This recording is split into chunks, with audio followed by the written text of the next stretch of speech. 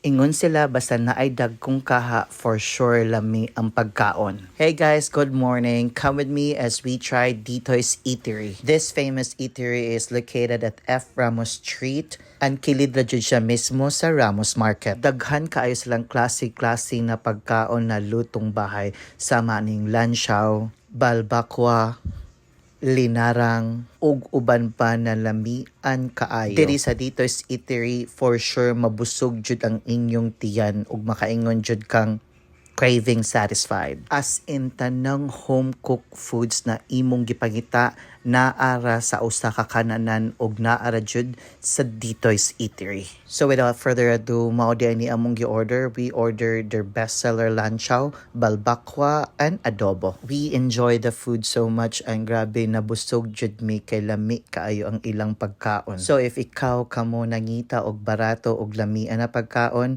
visit na sa Ditoy's Eatery and salamat sa pagtan-aw.